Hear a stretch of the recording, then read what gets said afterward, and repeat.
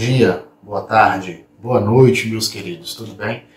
Voltamos aqui com nossas aulas, né? Até a semana passada eu estava ministrando as aulas através das lives e eu entrei em férias, e então eu estou disponibilizando esses vídeos para que eu possa mostrar alguns assuntos interessantes dos capítulos que estão por vir do livro de vocês. Meus filhotes, no primeiro capítulo que nós estudamos, nós falamos sobre a Era Moderna. E eu vos falei o seguinte: não poderia abordar determinados assuntos por causa do cronograma, por causa do planejamento e por causa do segmento do livro. É óbvio que às vezes eu tento não ficar muito preso ao livro, porque o livro é simplesmente uma base e a gente tem prioridade, ou na verdade necessidade de explorar ainda mais esse contexto do livro, não ficar preso ao livro. Mas eu tive que segurar um pouco porque é um assunto de extrema importância para o curso de vocês do 7º ano. E o nosso assunto que nós vamos abordar é humanismo e renascimento. Hoje eu falo sobre o humanismo e o que foi o humanismo, o que levou o humanismo, tanto no contexto histórico, que nos remete à literatura também, tá? E o humanismo, o movimento humanista, que vai até o classicismo lá no Renascimento Cultural. Então, assim, o humanismo nada mais é do que o declínio da Igreja e o fim do feudalismo e a queda da Idade Média. Vai acabar a Idade Média, o que vocês estudaram no capítulo 1, a Idade Moderna. O conceito do termo humanismo vem do latim, né? Que quer dizer humano, isso é óbvio. Ou seja, surgiu no século XV na Europa e representou o período de transição. Aqui nós estamos falando de escola literária entre o trovadorismo e o classicismo. Vocês não têm aula de literatura, mas creio eu que já tenham escutado esses dois nomes, trovadorismo e classicismo, bem como a Idade Média para a Idade Moderna, como eu acabara de falar. Aqui no livro de vocês, na página 294, aí tem o significado de humanismo, ou seja, a entrada na Idade Moderna. Os dogmas da Igreja Católica, naquele momento, estavam sendo questionados. Alguns estudiosos que mais tarde ficaram conhecidos como humanistas, questionaram esses dogmas. Por que a Igreja faz isso? Por que a Igreja faz aquilo? Então, o que vai nos permear durante esses estudos? Nós vamos ter o conceito de duas teorias, né? Uma relacionada a Deus e outra relacionada ao homem, que é o teocentrismo, né? O contexto histórico, e o antropocentrismo. Aqui no livro de vocês, deixa eu baixar aqui um pouquinho, nós vamos ter os estudos humanistas. Imagina o seguinte: a Igreja Católica, com todo o seu poderio de influência, com toda a sua ideia de dogma, ela vai também, além dos dogmas, desse poder de terra, aquisitivo, financeiro, tudo que você imaginar, ela também vai deter o conhecimento, como eu falara para vocês no primeiro capítulo. Então, imagina o seguinte: um grupo de pessoas promover essa ideia de que nós poderemos estudar, porque o conhecimento ou os estudos das humanidades, esse movimento de programas de estudos, tem que beneficiar todo mundo. Isso não vai ser legal para a Igreja Católica, porém para nós, homens, vai ser legal. Imagina você estudar poesia, gramática, história, filosofia, matemática e ética. Porque vocês sabem que eu amo história, amo filosofia, amo filosofar.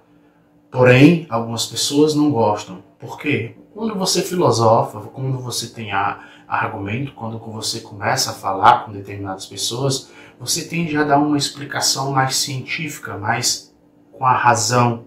Ano que vem, vocês vão estudar o iluminismo, que é fruto desses movimentos do século XV, XVI, XVII até XVIII. Tá? E o iluminismo ele vai pregar o racionalismo, que foi colocado em prática nesse movimento de transição do século XV, XVI, que é com a passagem da Idade Média para a Moderna, o chamado renascimento cultural. Nós vamos resgatar essa cultura greco-romana. Razão, pensar, ter razão, ter conhecimento. Tá? Então, nesse contexto, os humanistas eles proporam isso, essa ideia. Vamos estudar a cultura clássica romana, valorizando o quê? A criatividade. Porque até então tudo era centralizado no poder da igreja e tudo era divino. Tudo era relacionado a Deus.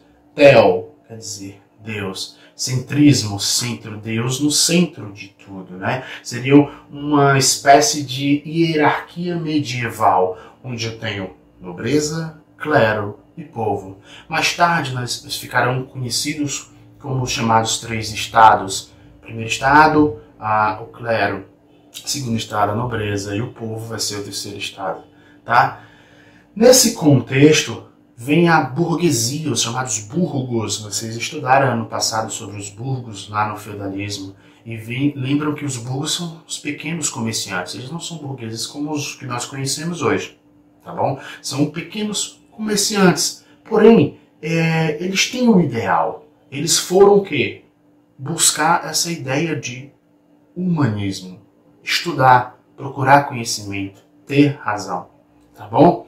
Aqui no livro de vocês, entre os humanistas, haviam cristãos e não os cristãos. Tá? Óbvio, quem era cristão ia se ver com a igreja. Vocês vão saber posteriormente como que a igreja lidava com esse tipo de pessoas. Aqui dentro do contexto aqui da página 295, nós vamos ter as críticas aos conceitos católicos. Nós vamos ter diversos humanistas cristãos e não cristãos discordavam da Igreja Católica em vários aspectos, principalmente sobre as ideias teocentrismo e do geocentrismo. Eles defendiam o antropocentrismo e o heliocentrismo. Ah, professor, que é isso? Que bagunça é essa? Que história é essa? Que nomes são esses? Vamos lá, acompanhando aqui no livro de vocês. Teocentrismo. Deus no centro de tudo.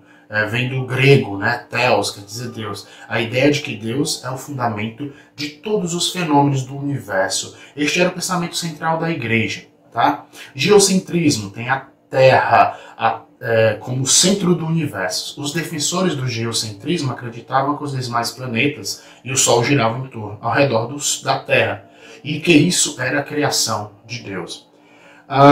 Seguindo essa ideia, nós vamos ter o antropocentrismo que vem com o humanismo, renascimento cultural greco-romano, o homem como centro de tudo, antropocentrismo, do grego anthropos quer dizer homem. É a ideia de que o ser humano é o centro dos fenômenos do universo. Os humanistas entendiam que as pessoas tinham capacidade de compreender Deus e o universo utilizando a razão. Nada mais justo do que ter fé, não acabar com a fé, mas ter a razão também. Razão e fé andando juntos. Eu já até comentei com vocês essa ideia de ciências e religião andando junto não sempre dá problema, né?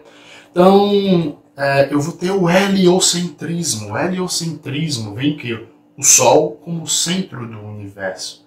Do grego helios, quer dizer Sol. Era defendido por padre e astrônomo polonês chamado Nicolau Copérnico. Para Copérnico, a Terra, como um planeta, realizava movimentos de rotação, isto é, girava em torno de si mesma, e de translação, girando em torno do Sol. Isso é óbvio, é lógico, vocês aprenderam comigo ano passado na geografia, e vocês estão estudando isso. É óbvio que a Terra faz um movimento de rotação ao redor de si mesma, e uma translação ao redor do Sol. Mas, para aquele momento onde a igreja não queria que ninguém pensasse, falar um troço desse, meu filho, dava errado, tá? Dava errado. Falar coisas científicas naquele momento dava errado.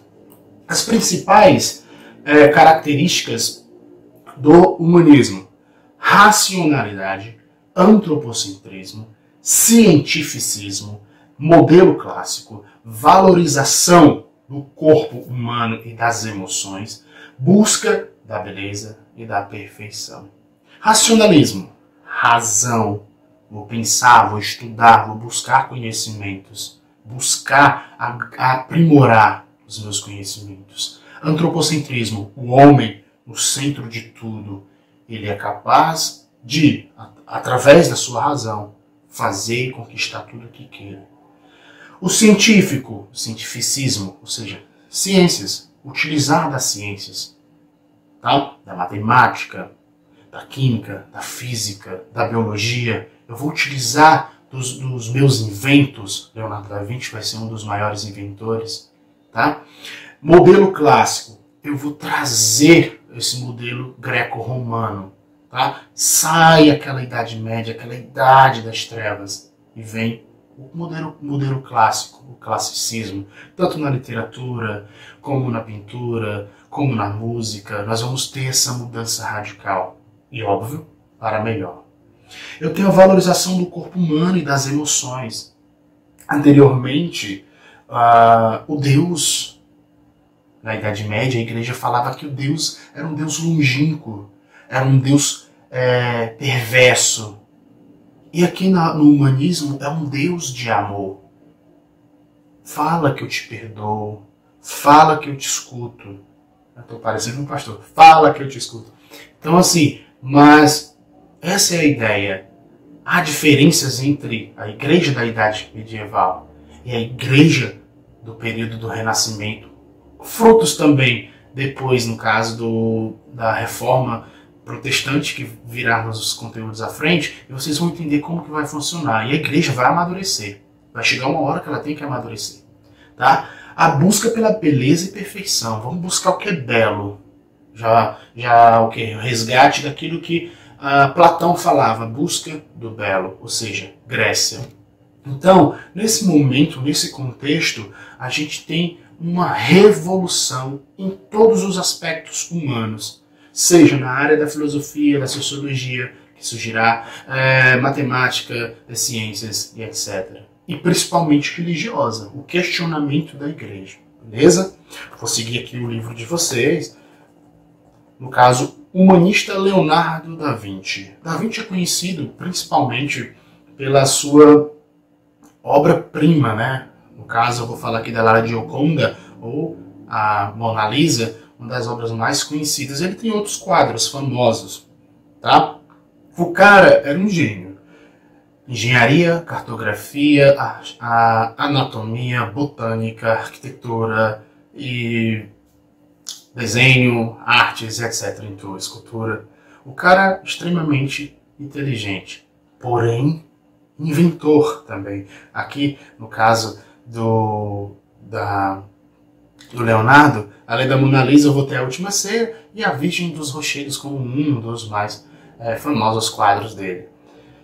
E eu não sei se vocês lembram que vocês estudaram no passado, em artes, uma técnica de pintura chamada esfumato. É uma técnica que foi utilizada por ele, né? A suavidade na diferença entre os tons de cor, né? Os tons das cores. Ele vai utilizar essa diferença como uma espécie de fundo, tá bom? Ele vai ser um dos precursores desse tipo de pintura.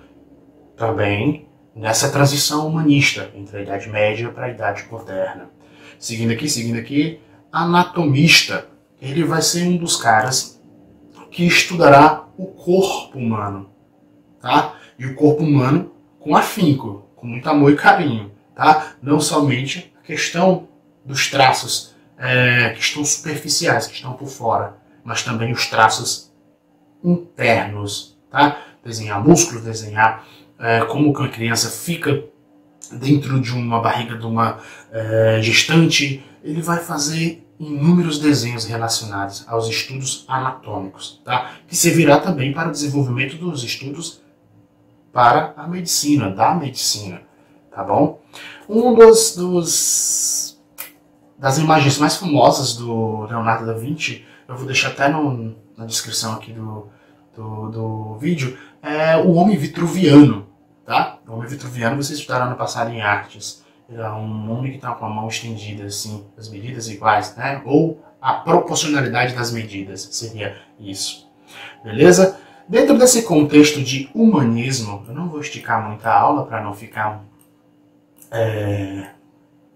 perturbante, né? Eu vou ter aqui os principais humanistas. Lembre-se, eu vou ter Dante Alighieri, eu vou ter Boccaccio, eu vou ter Petrarca, né? São os italianos humanistas que se destacaram, né? Nós vamos ter também, dentro do contexto, o teólogo holandês Erasmo de Roterdã, tá? E eu vou ter Thomas More, eu vou ter Michel de Montaigne, ou seja, são 3 segmentos. Um é escritor, o outro é teólogo, no caso tinha relação com a igreja, é padre, tá? Dentro da literatura, eu vou ter Gil Vicente, considerado o pai do teatro português, né? Escreveu autos e farsas, dos quais se destacam O Alto da Barca do Inferno, um dos mais famosos, tá bom? E dentro desse contexto literário vai ser de suma importância, porque vai dar acesso às pessoas. Imagina o seguinte, eu estou num período da Idade Moderna onde as pessoas não têm acesso. Eu passo por um processo, porque o humanismo vai ser uma ponte, tá, para a Era Moderna. Então, passo a vislumbrar o interesse dessas pessoas, ou dar interesse a essas pessoas para que elas possam ter estudos, ter acesso a esse tipo de estudo, tá? Peço desculpas se eu prolonguei esse vídeo, assistam com calma, acompanhem pelos livros, a atividade estará no ambiente virtual de vocês, tá? É uma atividade em doc, que eu vou colocar lá em doc, tá bom? E espero que vocês tenham curtido, curta o vídeo, se inscrevam no canal. Eu tô pegando as manhas desse negócio de youtuber, né? Eu vou aprender a editar uns vídeos, fazer umas coisas mais legais. Estou estudando aqui uma maneira de fazer animações, porque você sabe que eu não sou esse negócio paradão. Eu sou uma coisa mais agitada, sou um cara mais agitado. Mas eu não tenho estúdio, eu não tenho equipamento. Mas eu vou dar o meu melhor para que as aulas cheguem para vocês com uma boa qualidade. Um cheiro no coração, fica com Deus e até mais. Tchau.